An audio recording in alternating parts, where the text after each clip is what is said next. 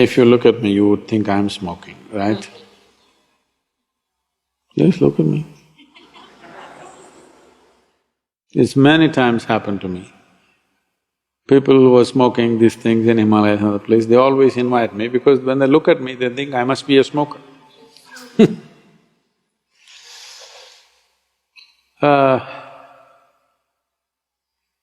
We need to understand this.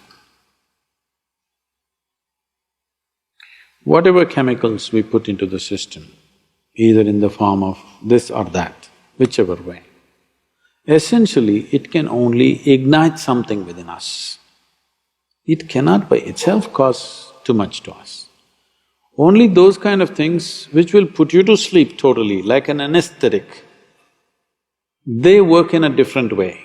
They completely knock you down. But all the others which have some sense of experience, they're only stimulating something within you. Now the question is, are you self-start or push-start? If you know how to stimulate yourself, you can sit here in great pleasure. Otherwise, you have to put something from outside. Shiva was not such a cripple that he needed chemicals from outside. He was stoned, no question about that. But by what is another matter. He is not using substance, he is the substance. So, I can make that happen for you. If you can be with me in a certain way, I can have you all stoned out. Because the substance is not outside, the substance is within. So, those who want to emulate Shiva, first they must sit unmoving for 3 months. And then maybe they can smoke also. This happened. Adi Shankara was walking. He's a brisk walker he must have been, because at the age of 32 he left. Before that, from the age of 12 to 32, in those 20 years, he crisscrossed India a few times, north from Kerala right up to Badrinath and back and east, west, everything. The man must have been a really brisk walker. To do so much walking in a short span of life, because in between he produced thousands of pages of literature.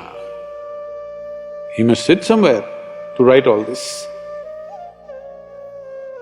So he was walking briskly, behind him a bunch of his disciples trotting.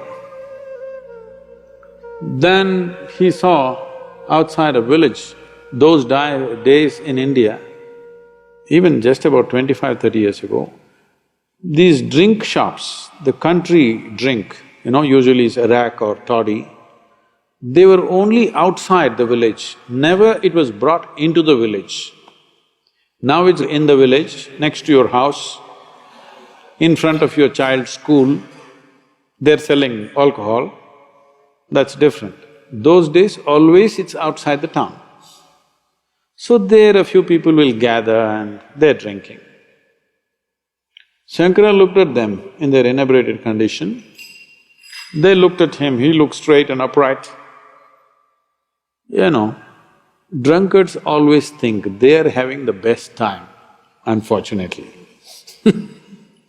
They always think they're having the best time of their life and everybody else is missing it. So they made some comments.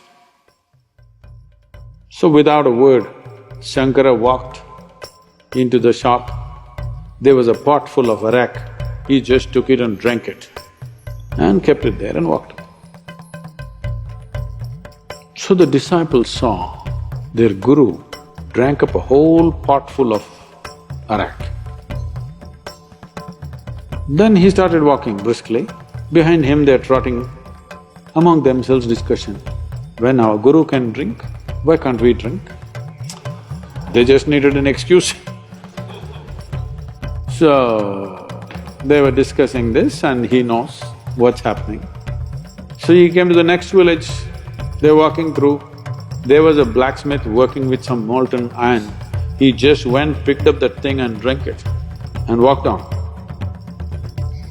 They knew this they don't want to drink.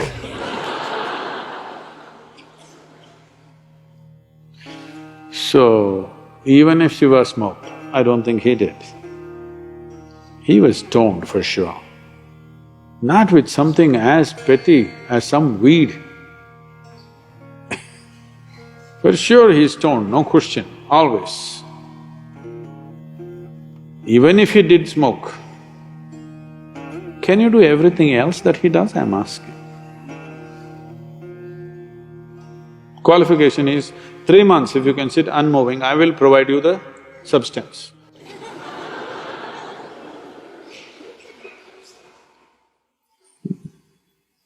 So, people thinking by smoking marijuana and feeling little smoked out, all that's happening is you're getting little hazy in your head. If getting hazy is spirituality, then I don't want to be spiritual. For me, the biggest thing is this crystal clear way of living. Getting hazy is not life, that happens in death. Yes, life will be hazy at that time. When you're sick and dying, life will be hazy. When you're alive, clarity is the most important thing, and clarity can be intoxicating. When you do something that is super alert, you will find that there is an intoxication in that. Why do you think all these people jumping off mountains, jumping off airplanes, doing incredibly risky things is because in being super alert, there's another kind of intoxication. But they're doing it by doing so many physical things. If you could sit here and do it, then I would say an element of Shiva has come to you. If you can simply sit here and you're super alert, so alert that you're stoned, that is a way to get stoned. Not smoking weeds. Leave the weeds for the cows. Okay, human beings can do better things. And today the entire world is talking about it because they haven't found any other better way. There is substantial research on this. They're saying 8-point drop in one's IQ will happen. You don't have to go to any research. Those who are generally on this smoke, if you see them, they're acting peaceful, but you don't give them their substance for 2 days, you will see how cranky they become. Yes, every day you give the dose, they're nice, peaceful. You will be peaceful when you're hazy. But that peace is of no value. And one thing is, don't give them the substance for 3 days, you will see they will explode. They will not be peaceful if you take away the substance. Today, of course, it's become legal in many states in America. Many big corporates are getting into it. It is just that because you don't know how to handle your brain, which is not your making. Previous generations have evolved and come to this place and you don't know how to handle this, you want to smoke it down a little bit so that it feels peaceful.